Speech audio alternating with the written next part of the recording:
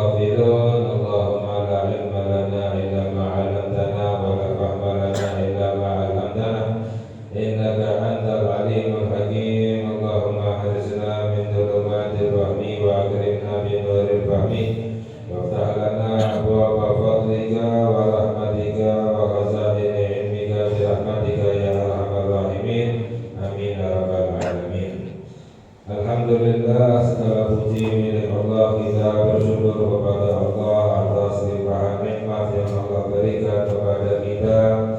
Khususnya adalah nikmat kita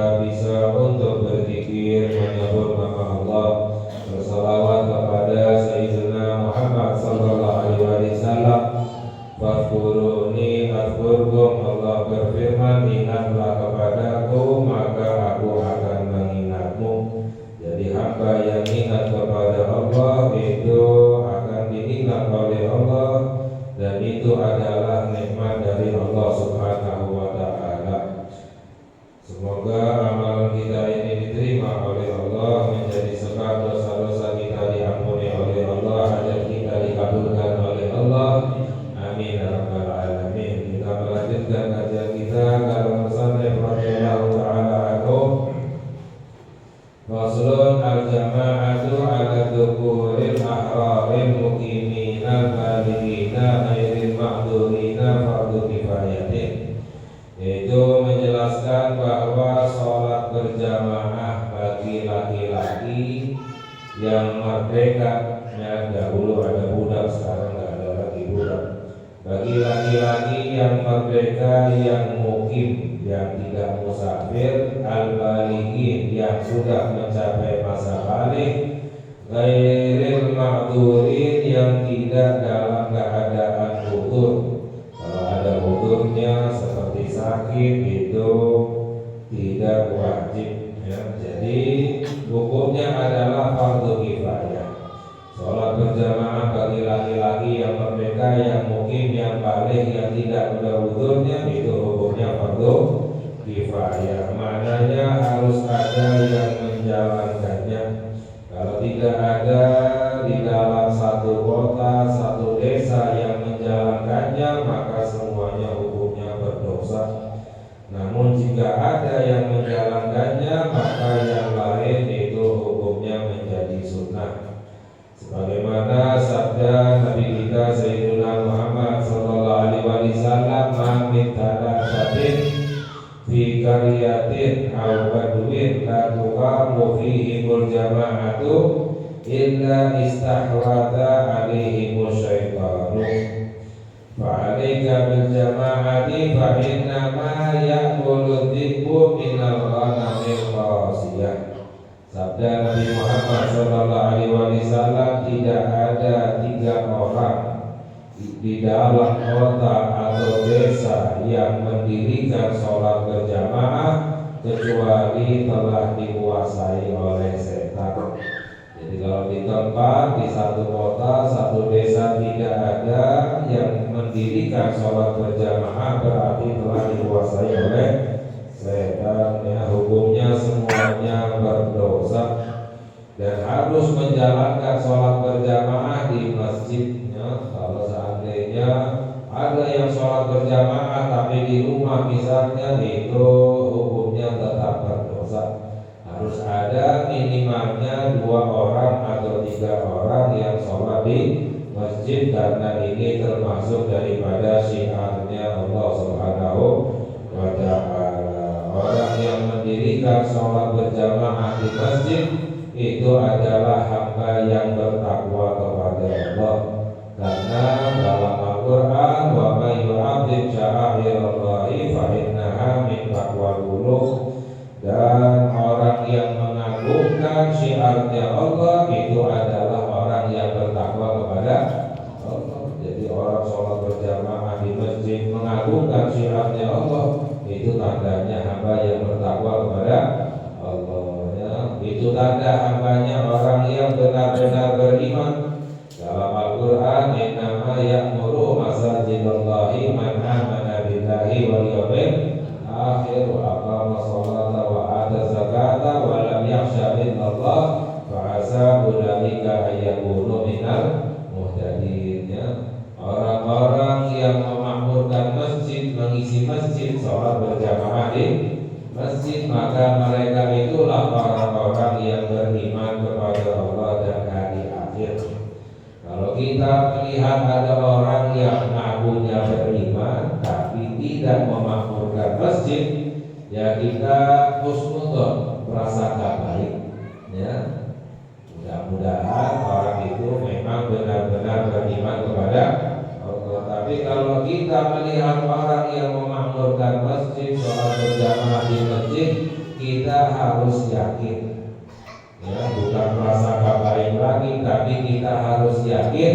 Bahkan dalam hadis kita harus bersaksi bahwa orang itu benar-benar beriman kepada Allah Subhanahu wa Ta'ala. sebab Allah sudah saksikan di dalam Al-Quran orang-orang yang memakmurkan masjid mereka itulah orang yang beriman kepada Allah. Ya, jadi kita nggak boleh prasangka lagi, kita yakin karena sudah disaksikan oleh Allah di dalam Al-Quran. Ya.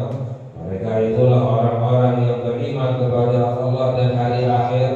Mereka itulah orang-orang yang mendirikan sholat, menunaikan zakat, walam yakhsha illallah, dan mereka itulah orang-orang yang tidak takut kecuali kepada Allah. Fa'asa ulaika ayyakunu minal muhtadin.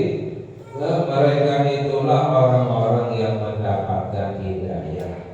Jadi orang yang memakmurkan masjid, mereka itulah orang-orang yang mendapatkan hidayah. Jadi hidayah jangan ditunggu di rumah, didatangi ke masjid baru mendapatkan hidayah dari Allah. Ya, fa'alaika bil jamaah, berkata Nabi Muhammad sallallahu alaihi wasallam, jalankan sholat berjamaah. Fa inna ma yakulu dzikru minal ghanamil qasiyah, karena serigala itu memakan, menyerang ya, kambing yang terpisah dari jamaahnya, kelompoknya. Ya, kambing yang terpisah baru bisa diserang, diterkam oleh serigala. Sama seperti orang yang berpisah dari jamaah lebih mudah diserang, diterkam oleh setan. Ya, jadi ini hukumnya adalah fardhu kifayah. Ya, jadi istilahnya fadilahnya sangat besar. Orang yang sholat berjamaah di masjid tanda orang yang bertakwa kepada Allah, tanda orang yang benar-benar beriman kepada Allah Subhanahu wa ta'ala. Wa fil jumu'ati fardhu ainin alaihim, ya. Dan di dalam sholat Jumat, ya, sholat berjamaah ketika sholat Jumat hukumnya fardhu ain bagi mereka, yaitu laki-laki yang merdeka, yang balik, yang tidak musafir, yang mukim, yang tidak ada udurnya. Idza kanu arba'ina mukallafin fi aqniyatin, jika minimalnya jumlahnya 40 orang yang mukallaf, yang balik dan berakal. Jadi kalau ada di satu desa kurang dari 40 tidak wajib sholat Jumat, tapi diganti dengan sholat zuhur. Ya, tapi kalau ada 40 maka hukumnya wajib mendirikan sholat Jumat fi aqniyatin, di dalam bangunan, maknanya di dalam kota atau desa. Wa alaman nawal iqamata indahum arba'ata ayyamin sihahin, dan orang yang niat mungkin di satu tempat yang didirikan sholat berjamaah itu minimalnya 4 hari yang sempurna, maknanya tidak dihitung hari masuk dan hari keluar. Misalnya orang pergi ke Surabaya, ya, niat untuk tinggal di Surabaya seminggu misalnya, maka ini wajib untuk sholat Jumat. Ya, sudah tidak dianggap musafir lagi. Orang yang musafir itu adalah orang yang keluar dari kotanya, tinggal di satu tempat kurang dari 4 hari, selain hari masuk dan hari keluar. Ya. Tapi kalau sudah niat tinggal di satu tempat lebih dari 4 hari, sudah dianggap mungkin sholat wajib untuk sholat Jumat, wajib untuk berpuasa di bulan Ramadan. Jadi nggak boleh seenaknya musafir ke luar kota seminggu, 2 minggu, sebulan, 2 bulan, menganggapnya terus musafir. Nggak sholat Jumat, nggak puasa, ya, ini berdosa. Musafir itu adalah kurang dari 4 hari. Yang penting tinggal di satu tempatnya kurang dari 4 hari, walaupun perjalanannya lebih dari seminggu misalnya, tapi pindah-pindah di satu kota ini 2 hari, kota ini 2 hari, kota ini boleh, masih dianggap musafir. Yang penting di satu kota tidak lebih dari 4 hari. Ini sudah wajib untuk sholat Jumat. Wa alaman balaghahu nida'u saydin min tarafin yalihi min baladiha, dan orang yang tidak tinggal di kota atau desa tapi mendengar panggilan sholat Jumat, misalnya tinggalnya di Burung, ya, bukan di perkampungan istilahnya, ya, di hutan misalnya, ya, tapi ini walaupun kurang dari 40 misalnya, itu tidak wajib sholat Jumat. Tapi kalau mendengar adzan dari desa yang terdekat itu wajib didatangi untuk sholat Jumat, ya. Wa syartuha, dan syarat sahnya sholat Jumat adalah waktu zuhri dilakukan di waktu zuhur. Wa khutbatani qablaha fihi yasma'uhuma al-arba'un, dan 2 khutbah sebelumnya yang didengar oleh 40 orang. Makanya khotib itu perlu memperhatikan ketika akan memulai khotbahnya yang hadir sudah ada 40 belum. Kalau yang hadir kurang dari 40 maka khotbahnya tidak sah. Khotbahnya tidak sah, sholat Jumatnya tidak sah, ya. Jadi khotbah sebelumnya yang didengar oleh 40 orang minimalnya. Wa antusalla jama'atun fihim, dan sholat berjamaah, jama'atan sholat jama'atan bihim, ya, sholat Jumatnya dalam keadaan berjamaah. Minimalnya adalah mendapati 1 rakaat. Jadi misalnya orang kalau terlambat sholat Jumat hanya mendapati 1 rakaat, itu mendapati sholat Jumat, cukup ditambah 1 rakaat. Tapi kalau tidak mendapati 1 rakaat, ya, misalnya imamnya sudah tidak, kalau rukuk mendapati imam rukuk berarti mendapati 1 rakaat. Tapi kalau sudah tidak mendapati 1 rakaat, di rakaat yang kedua sudah tidak imamnya, maka ini wajib ditambah sholatnya 4 rakaat, bukan ditambah 2 tapi ditambah 4 rakaat. Ya, niatnya sholat Jumat tapi sholatnya sholat zuhur, karena tidak mendapati 1 rakaat bersama imam, ya. Minimalnya harus mendapati sholat bersama imam 1 rakaat di dalam sholat Jumat. Wa an la tuqarinaha ukhra bi baladiha, dan sholat Jumat itu tidak dibarengi oleh sholat Jumat yang lain.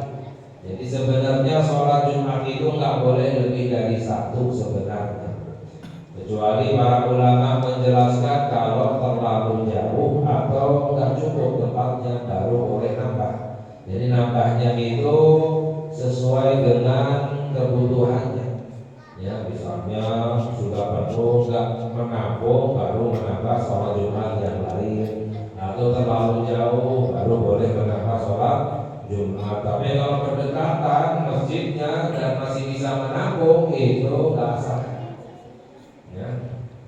Yang sah yang mana kata para ulama? Yang sah yang pertama takbiratul ihram.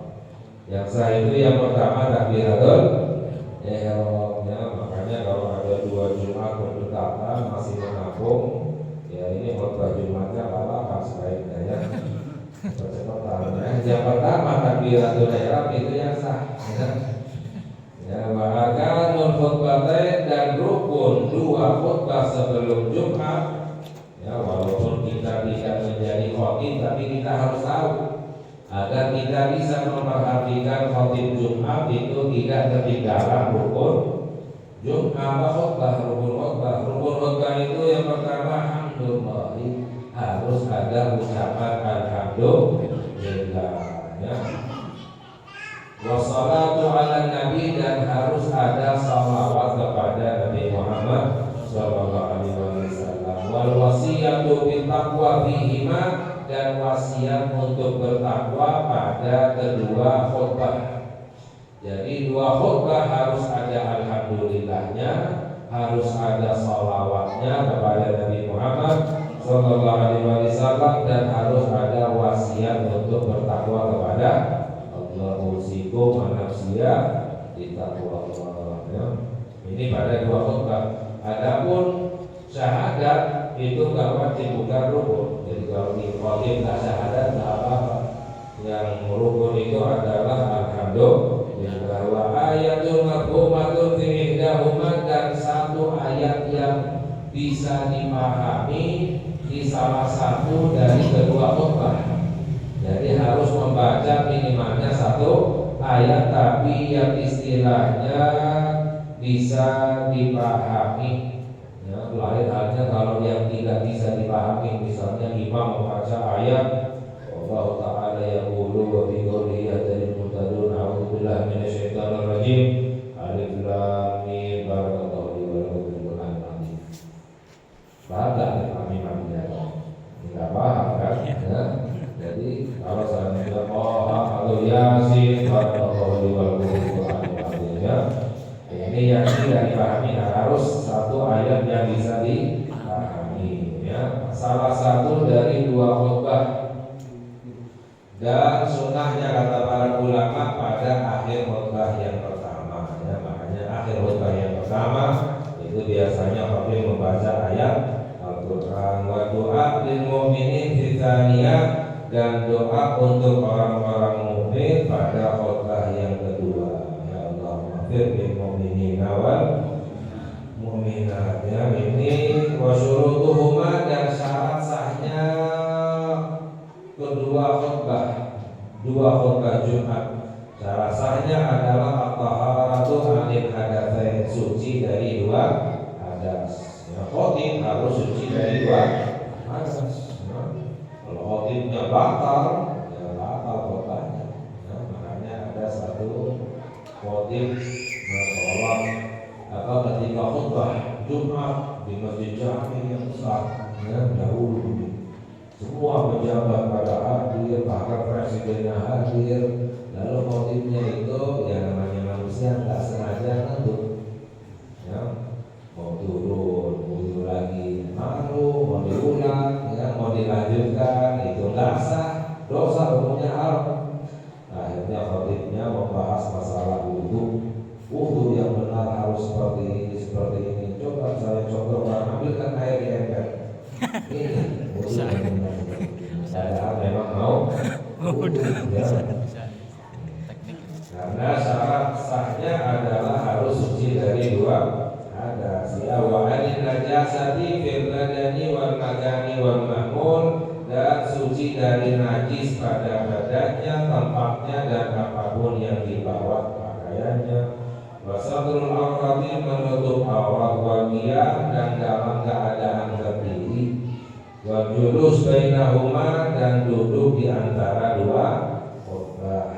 Ya, harus ada duduknya di antara dua khutbah. Wal bilahu bainahuma, dan menyambung antara dua khutbah, maknanya tidak berhenti terlalu lama. Makanya sunnahnya ketika duduk di antara dua khutbah itu sunnahnya khatib membaca surat Al-Ikhlas. Cukup membaca satu kali surat Al-Ikhlas langsung berdiri lagi. Makanya kalau ada bilang misalnya sholawatan antara dua khutbah, jangan terlalu panjang. Ya, sholawatnya bisa membatalkan khutbah, bisa membatalkan sholat Jumat. Cukup ukuran surat Al-Ikhlas. Makmum sunnahnya membaca Sayyidul Istighfar. Ya. Wa bainahuma wa baina shalah, dan harus menyambung antara khutbah dan sholat Jumat. Harus menyambung antara khutbah dan sholat Jumat, maknanya tidak berhenti terlalu lama. Ya, makanya sekedarnya saja imam itu menyuruh untuk merapatkan barisan, ya, meluruskan barisan, langsung takbiratul ihram, ya, jangan terlalu lama. Apalagi sampai menawarkan kepada yang lain menjadi imam. Lama itu terlalu lama jadi batal. Ya, sholat Jumatnya jadi batal terlalu lama. Ya. Wa ayyakuna bil arabiyyah, dan syarat sahnya adalah dengan bahasa Arab. Ini maknanya rukun-rukunnya. Rukun-rukunnya harus dengan bahasa Arab. Ya, selain rukunnya boleh dengan bahasa yang dipahami. Ya, ini adalah yang berhubungan dengan sholat jamaah dan sholat Jumat. Sholat yang berikutnya syarat-syarat sahnya sholat berjamaah.